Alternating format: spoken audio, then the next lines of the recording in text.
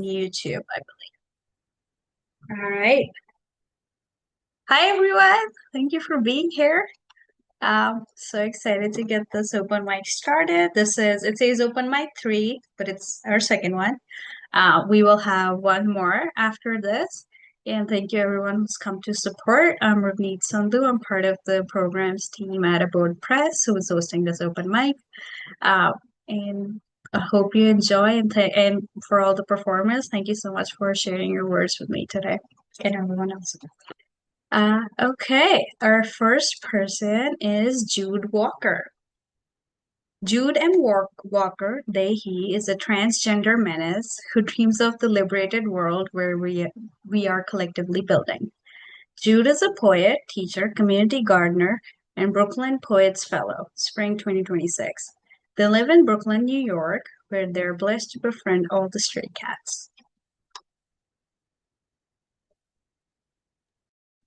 Hi, good evening or good afternoon or morning, depending on where you are, but it's evening here for me. I hope you're having a wonderful summer solstice.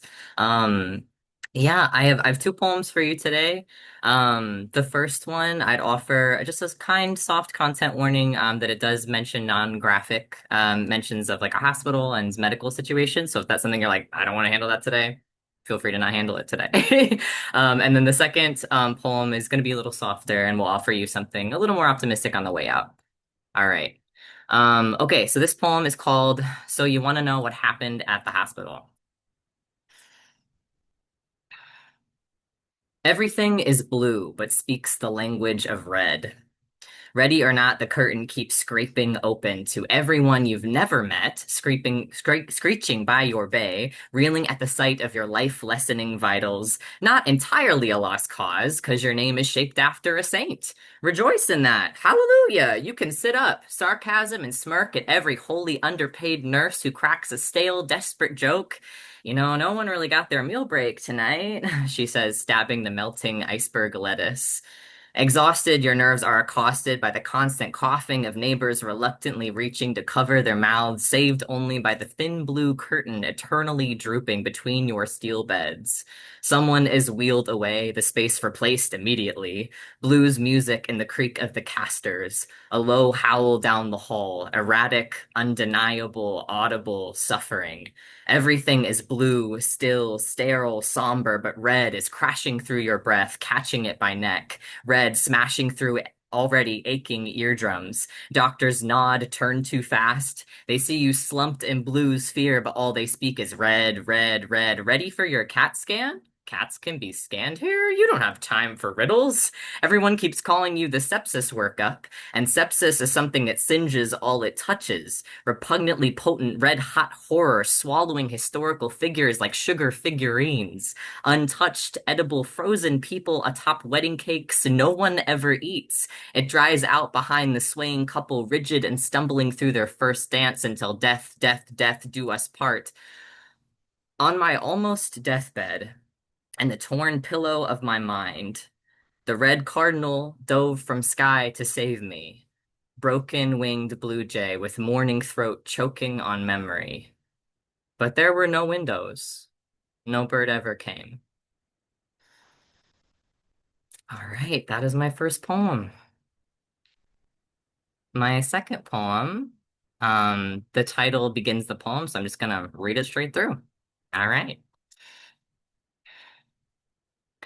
I missed my train stooped over an iris because you needed it. Blurry photo, drooping purple dog ear petals catching all my morning clatter down a street that once watched us hold our swinging, soil-kissed hands. The train left me as you received the unfurling flower in all her leisure, stretching shoulders in sun while screaming sparrows in the middle of mating season shuffle urgent with worry. Who will build a nest with me? The train left me shaking sidewalk underfoot, so I understand the photo I took will cost me precious seconds that swell to minutes, that ooze to hours. I've felt this infection before, twisting all my systems nervous, collapsing my sense of self until I melt to obedient commuter. Time-tired worker, never allowed to wonder, stop and send the iris, splash indigo imagination across the cracked phone in your palm. But today, I slow down like you taught me. refusing urgency baked into the crust of this American apple time. Let it burn in the oven. Chew through the core until seeds scatter soil. No one needs to tell them the perfect day to sprout. Thanks, everybody. Thank you, cats. Can we scan here and who wants to build a nest with me? Top tier, top tier. Okay. All right. Our second person today is Wajin Zhou, growing up in Donegal, China, and based in Durham, NC. Wajin Zhou, they Ta works across photography, writing, installation, and performance. A Lambada Literary Emerge Editorial and Nonfiction Fellow, Wajin has been awarded residencies at the Pedantic Centers PA, the Luminary MO, um, Missouri, right? MO is Missouri, I think, yeah. Bryclap, New York, and Vox Populi PA, and authored mixed media photo book. Nostalgia is the Ghost of Care. Homey House Press, June 2026. So it just came out. Thank you, Ravneet, for the intro. Yeah, and thank you everyone for being here. I'm feeling pretty tired today, so I'm just gonna, be in this oblique angle. My name is Huiyin. I use they them pronouns. I'm currently based in Durham, in the nonfiction cohort. I wanted to share my screen with you all. Could you see my screen? Cool. Yep. Ignore my 10 million tabs. This is a piece, also like a multimedia photo text piece that I recently wrote. It's called From South to South, and I can drop the link later. And basically, it's like a meditation on water as it relates to memory of migration and now like mapping the different water bodies I feel close to across southern China and here. I would only read a couple excerpts. July 2025, Durham, North Carolina. I've always been afraid of water, even though I've never drowned. But in my dream, I was a whale. I did not become, I simply was, as if I always had been and always will be. I was simultaneously inside and outside of my body, watching the slimy feeling of water glide through my thick and slick skin. I could almost lick myself and taste the salty waves washing over me. With every slow and steady breath, the ocean erupted through the back of my head. I tried to swirl my big body the same way I improvised water ballet in our neighborhood swimming pool in third grade. The entire ocean undulated under my belly. For days after the dream, the cool sensation still lingered on my skin, and so did the feeling of unapologetic expansiveness dancing in the water. I never knew that White Pool almost turned into a whale. In a recent video call, we shared film photos we had taken for each other as a diary exchange. When we got to the photo of her altar for the water deity, with chicken, pork, and flowers neatly arranged next to burning incense sticks, she shared the story of how she nearly drowned while coming back to Mudon Island from a market day.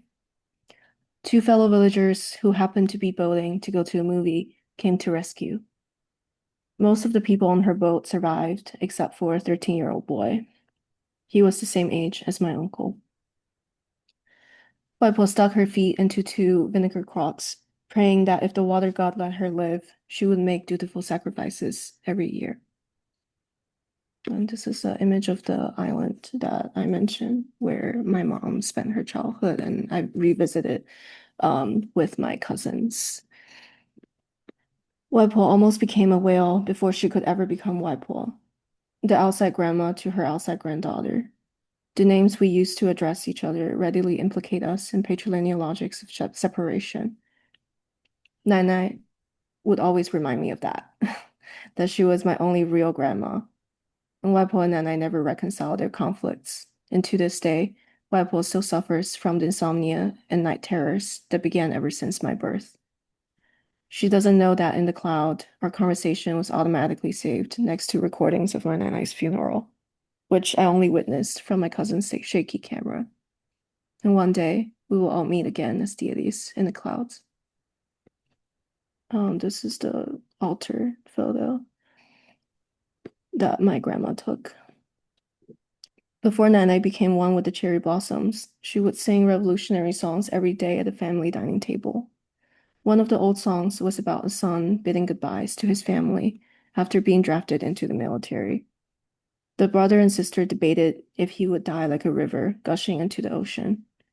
Just like how water always flows back, even after many terms, you will make it home safely, the sister prayed.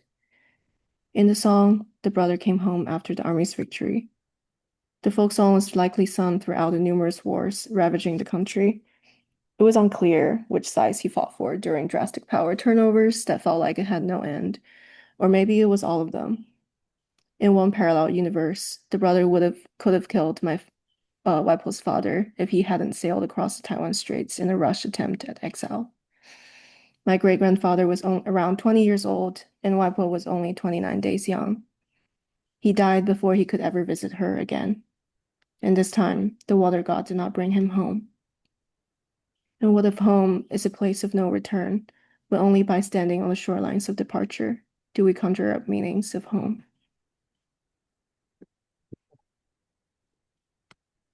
This is a photo I took while standing on the Mudon Island for 5 minutes because it was abandoned and it was dangerous to stay for too long. They say a married daughter is like water spilled, 嫁出去的女儿，泼出去的水. When a migrant daughter becomes water, does she run off the cliff? Does she ever return? 鸡, bamboo slips used to document a family's occupation, class, and social roles. Guan, the land inhabited by one's ancestors, a connective thread for heritage. Yu, yu, yue, yue. It turned out all of these pieces and places of not home are named after water. We're agricultural people, after all. The Yangtze River running into the East Sea and the south of the Dongting Lake converged in the site of divine sacrifice. For rain, for abundance, for communion with the earth and sky. Water is our land and our home. And I'll just quickly go through the photos and the arrangements for the rest of the piece. So it felt important to me to show the simultaneity of like these memories across the different localities. So this is a section where I talked about not being able to find the graves of these two people, two of the the earliest like Asian Americans to get citizenship in North Carolina. I couldn't find their graves while during a photojournalism assignment trip. And then how that connected to the time when I couldn't find my grandparents' graves when I went back home to China. And I designed like some elements like this where some images that I didn't want people to have access to immediately would only show up like as a hidden value after. So this is actually my paternal grandparents' graves. And all of these images I took on the boat, like the ferry. Every time I go back home, I have to take the ferry between my hometown, Dongguan, and then Hong Kong. And so I somehow just like always felt pulled to take photos of the water and like that liminal space of like, I feel like I am nowhere, but also everywhere at the same time. And that was what visually guided the writing. And this is a kind of a mental map or like emotional map that I drew of the different water bodies and places. But yeah, and that's my grandma, my collaborator. But thank you so much. Thank you. I loved mixed media. I don't know if you want to, but if you could drop the link to, because it looks like a website. I would love to read the whole thing. Thank you. Yes, just dropped it. And then I'll also drop a link to the photo book that just came out if anyone's interested. Let's keep in touch. Yes, yes. If people want to promote stuff or things that they have come out, please feel free to do that in the chat. So that's a great idea. Okay, our third speaker for the day is Maeve. Maeve is a writer, artist, and scholar who blends a deep love for humanity, liberation, and sociology with a commitment to truth-telling. As a fat, disabled person of color, their work illuminates the realities of the world, examining the interconnected struggles and joys that define our shared existence. Maeve creates to push themselves and others to envision a liberated world. Hi, folks. It's Mav, like Maverick. I always forget to include it because it's not intuitive. So I have one poem, and then I'm going to read another poem and a fragment from an ongoing project I'm working on that's a memoir. The first is an ode to awakening.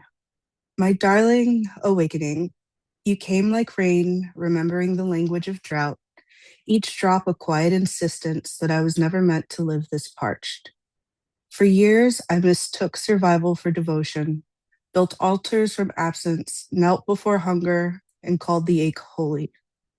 But you moved through me like a rupture in the atmosphere, like tectonic plates loosening beneath a long, still continent, not loud, not violent, but inevitable. Some things subatomic shifted, a tremor beneath the visible, string and pulse and unseen architecture rethreading itself into coherence. And suddenly I could feel my own outline.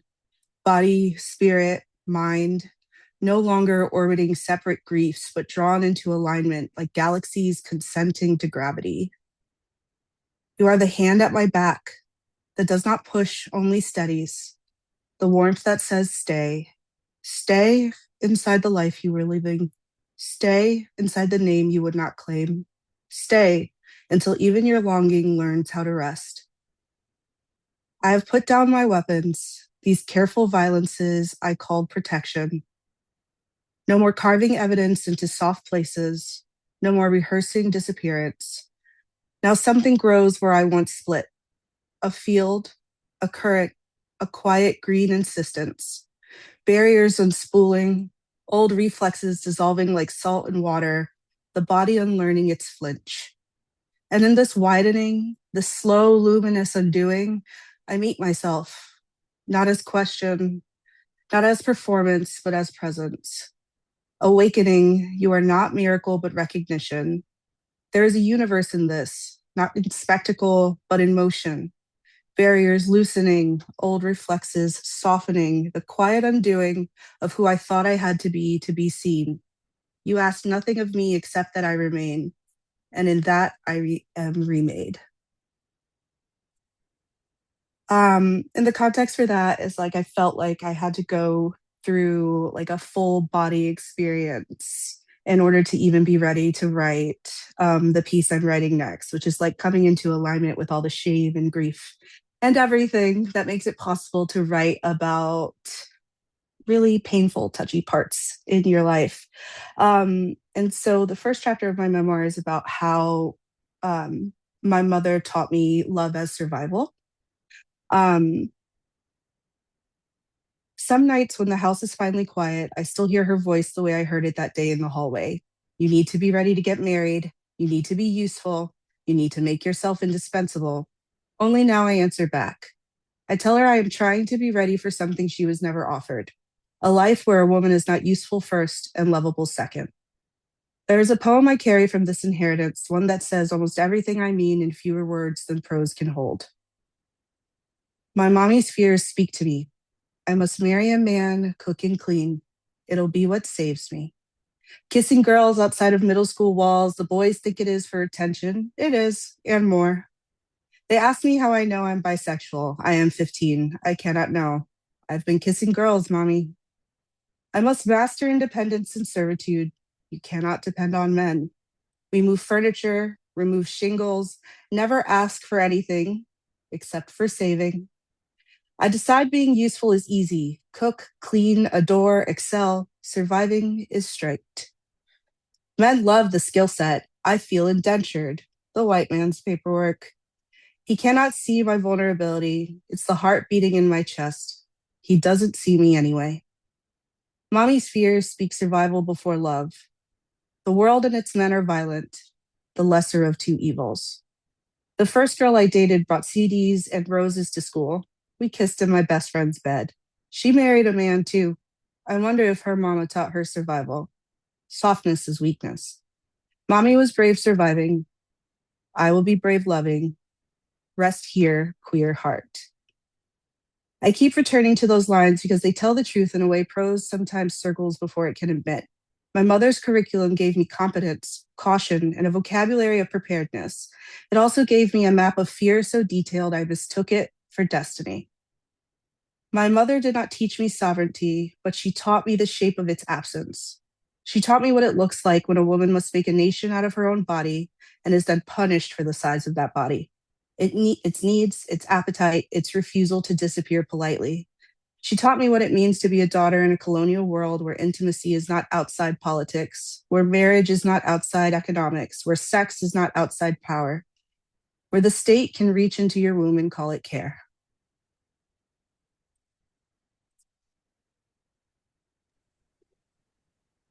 Thank you so Thank much. you. So powerful. The first one was so affirming. I think it's good to have something that affirming to come back to when you're dealing with such heavy topics. Thank you again, Maeve. All right, our next person is Ruowei. She, they is a writer in progress with roots in Shanghai and Singapore. They are a digital resident of the Seventh Wave magazines, The Workshop, an incoming Sivanese Writers Conference poetry participant, and will be featured in Sundress Publications' Poets in Pajama series this September. So we should all tune in. She also reads poetry for the Android Journal.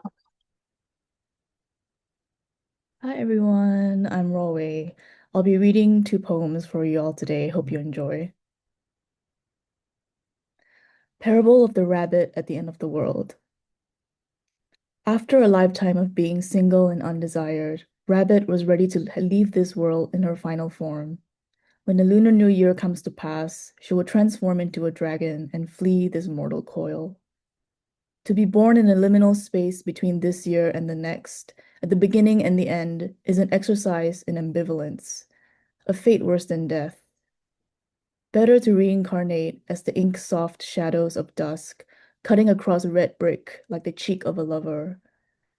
So little lasts. You remember grasping this once in childhood. Like all small things in the world, you are unconcerned with tomorrow. When the light slips from the buildings, it lingers on your doorstep, like all ordinary things waiting to be loved. But when it leaves all at once, taking your desire with it. Rabbit knows to be tied to the earth is to be doomed, fearing one's finite leaps and hiding places.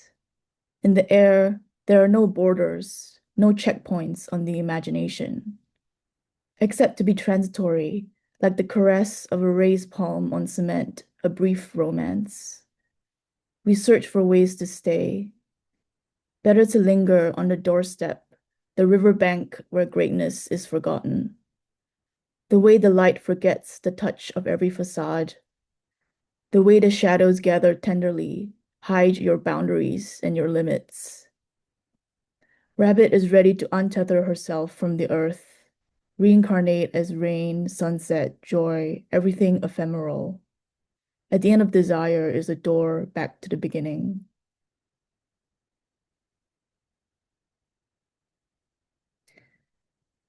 Cruising utopia in the garden city. Bougainvillea protests from the concrete jungle, bursts of purple and pink drooping from bridges like earrings. All around, roads twine through the mythical land of sweat and grit those in white towers never let you forget. milk and honey draining into sewers where the underground gurgles.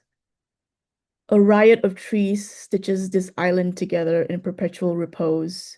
Their silence like that of sweat-backed workers dreaming away their lives in the sun. Hard work must build a romance of the nation, little red dot with an iron fist. Even the bougainvillea perched like props over expressways. Even the orchids preserved like a plastic image.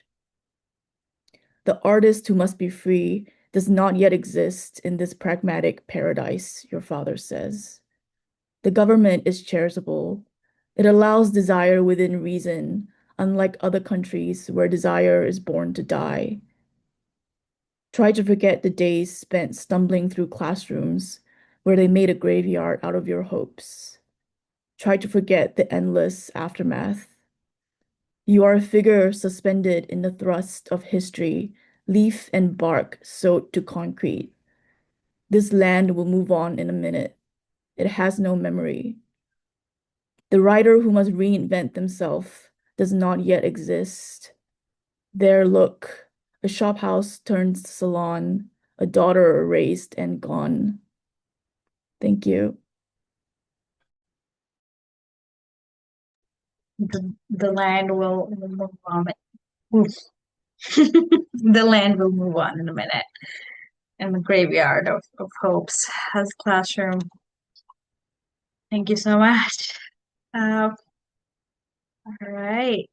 So we now have Allison Baldwin. She, her is a poet with disability based in New Jersey. She holds a MFA in Poetry and Poetic Medicine from Dominican University of California and has been published in print and online. She currently works as a columnist for the Poetry Lab and as a reader for Only Poems and the Mixtape Review. Hi, everybody. Thank you so much for being here. I've loved listening to everyone else's work. I'm going to read two poems for you tonight. The first one is a little bit longer, and then I have a short sort of like affirmation style poem for all of us. The first one is called Body Language. We are together, our bodies across adjacent. The electric shock laugh between booths and dim lights, always studying. For a moment, we are mirrors, laughing at our humanness, a thread of understanding, for once, without boundary. We allow it, dissolving into giggles, something so natural, so normal. Soft angles between thighs and mouths dip and bend across hard bone. The body finds home at the middle and rests, so normal, to weigh heavy and warm on itself. Even the pain is welcome. The slow step drag, the pattered breath, balancing scales by shifting weight, back and forth, across concrete. Give ourselves a minute to bear, to catch, to shake. Lean on a bar stool, a table, walk among the furniture, fingers clutching, spreading, palms out. Breathe for balance. Give ourselves a minute. Sink, allow. The middle finds a home to rest. So normal, this get up and go. Crawl across the hardwood, not because it is easier, well, perhaps, because it is free. This childlike being, so normal.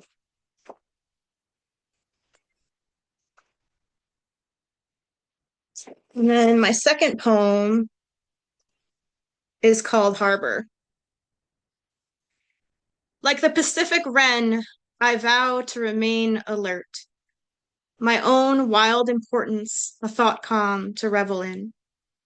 The rough-skinned newt touches me, and we observe, together, with participatory ease. These bodies we wear are confident and steady. No need to throw our weight around. Our camouflage at once revealing, bold, and blunt. We master unapology. In the harbor of us, there is room for every lighthouse, shining, even as the waves crash. Thank you, everyone. Thank you. I love the lighthouse imagery in the harbor. Our second to last person is Loren Mary Guay. Loren Mary Guay is a multi-genre writer born in Azucena, sorry, I should have looked that up, Paraguay, and adopted to raised in Brooklyn, New York. A 2024 Perry Plus Fellow and author of the award-winning poetry chapbook Living Fossils, Texas Review Press 2026. So, came out this year. They are currently a PhD student in English and Education at the University of Michigan. Hey, everybody, can everyone hear me? Yeah. Okay, great. Sorry, these headphones were like not working 5 minutes before this started. Hey everyone, so I'm Loren Maria Guay, and I'm going to read two poems for you from Living Fossils, a chapbook that came out earlier this year. The first poem I have for you is called Extinction Events, and this is about a year that I was living in Oregon. I'm not from the West Coast, that's important context. Extinction events. The hiking, everyone tells me, the nature, the Subarus, and yes, the mountains, sky eaters, proud and white hooded. But I moved to Oregon during a year of burning, spend all summer indoors. Only the wildfire map blooms. The lampposts near campus sprout neo-Nazi stickers.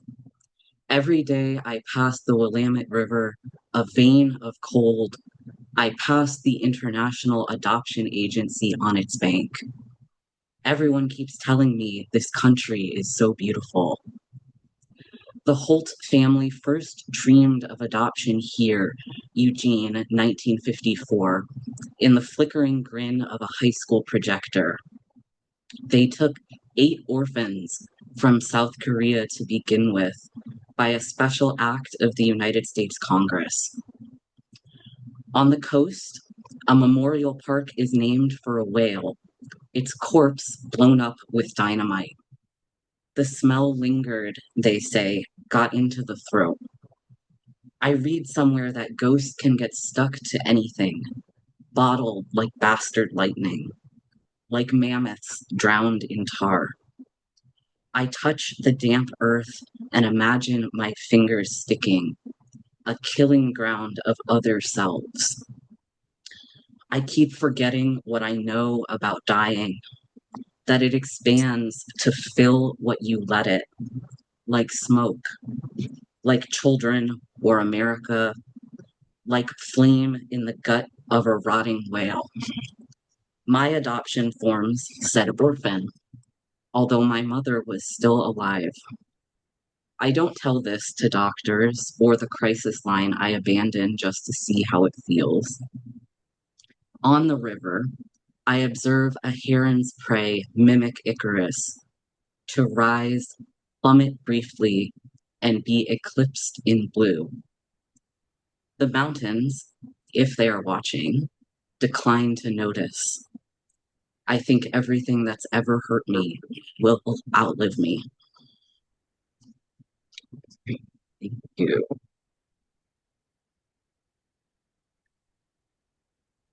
Great. And then the second poem that I have for you is called The Evolution of Bizarre Animals.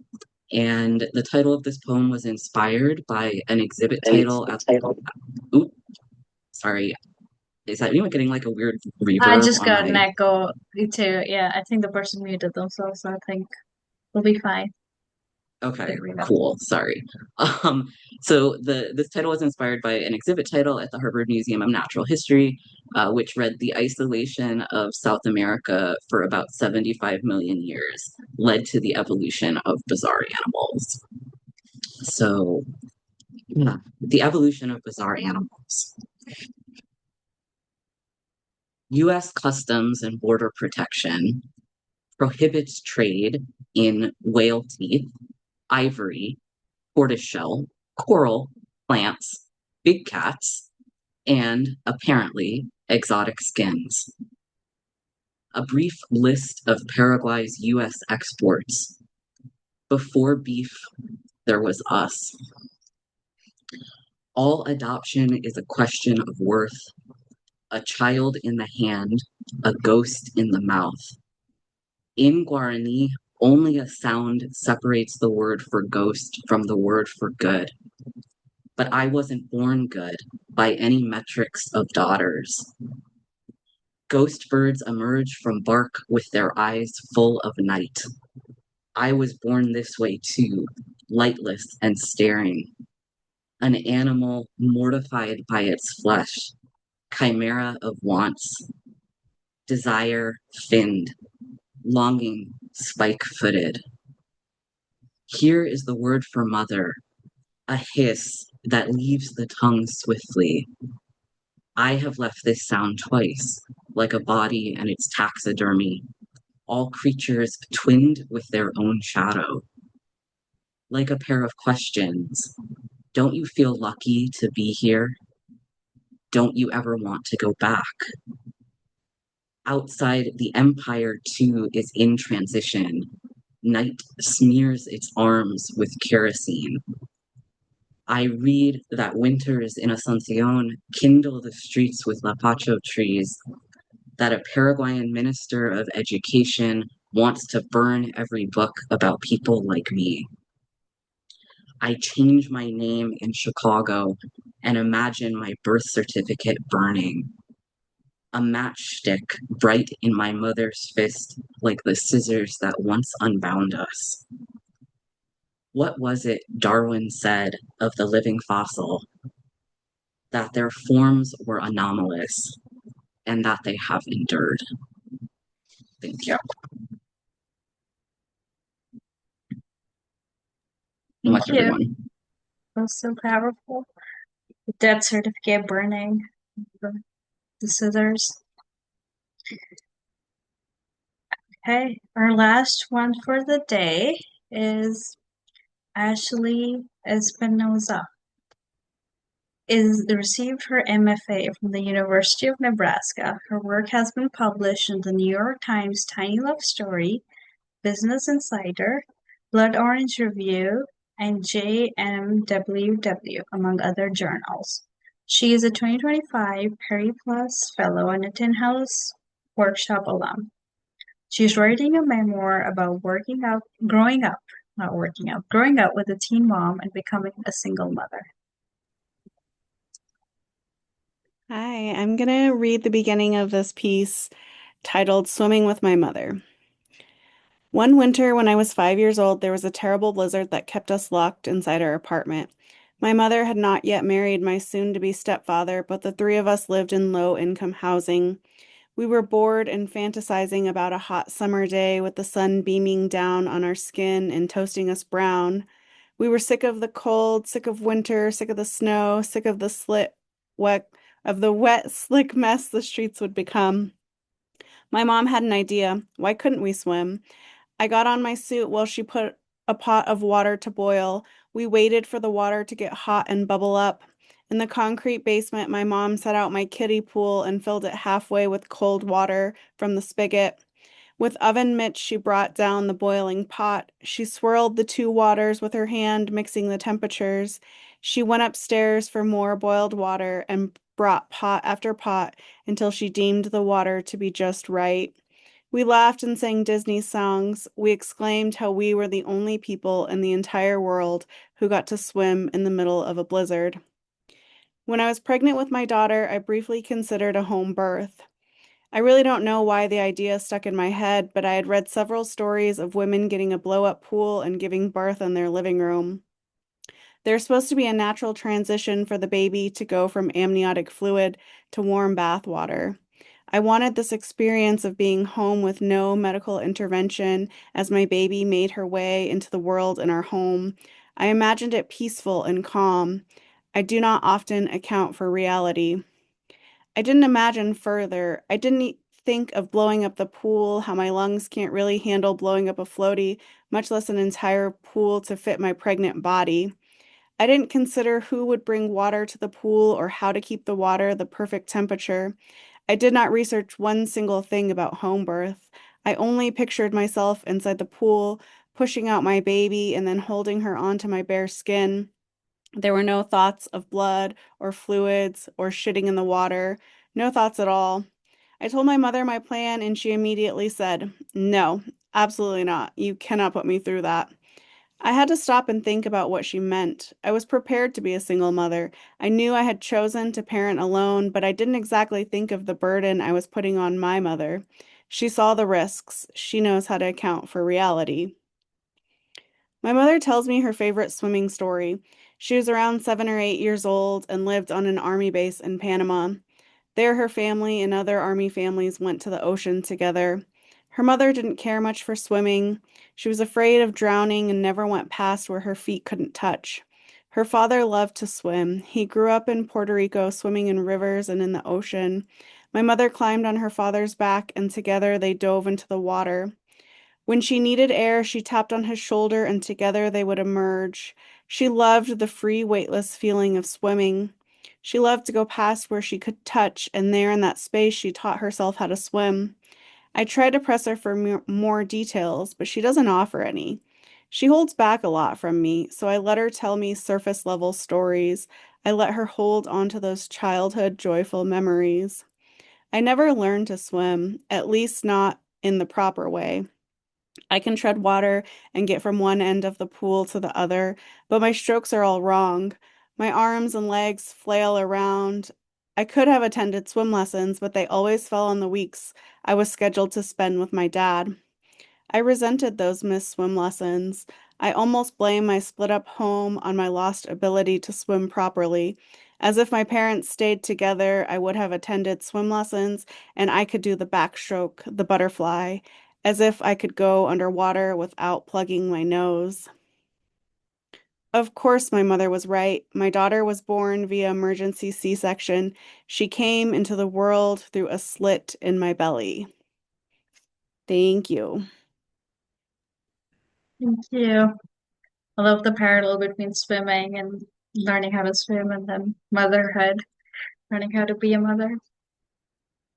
All right. Thank you, everyone. This was wonderful. Thank you again for sharing the words. And I hope everyone who listened takes something away. So many good images. And take care. Have a good rest of your day. Bye.